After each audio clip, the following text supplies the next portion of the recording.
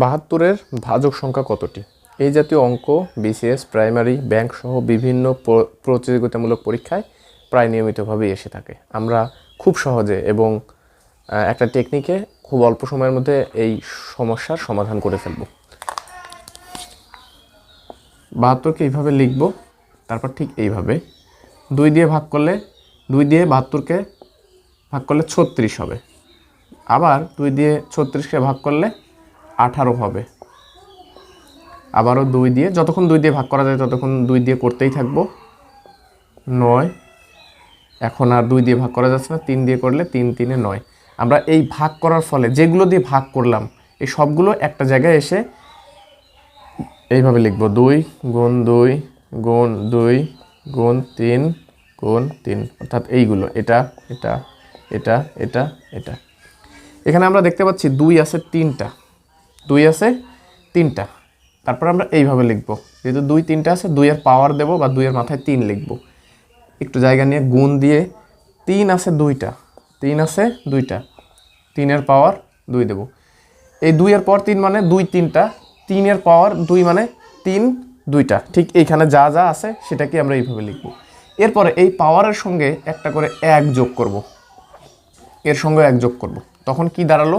সমান সমান এখানে দাঁড়ালো 4, এখানে 3।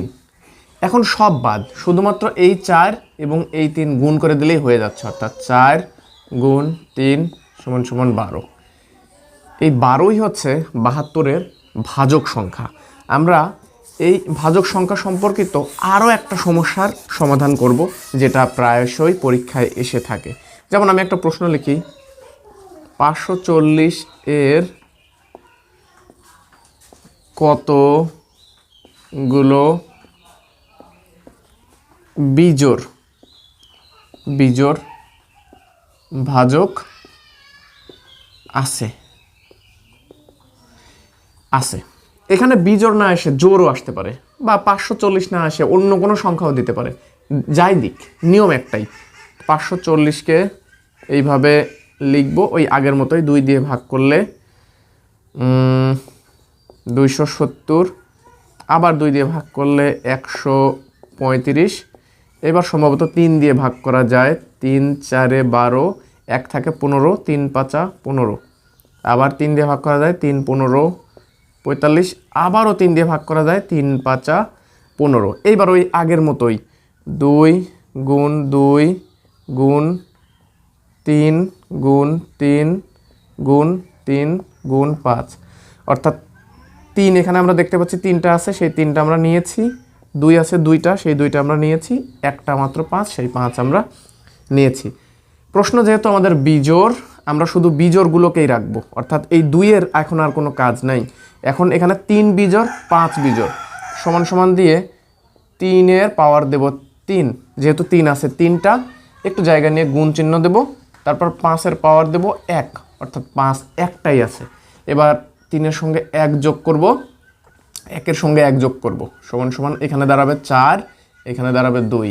এই 4-এর সঙ্গে 2 গুণ করলে 4 2 8। এই 8ই হচ্ছে 540-এর বিজোড় ভাজক সংখ্যা।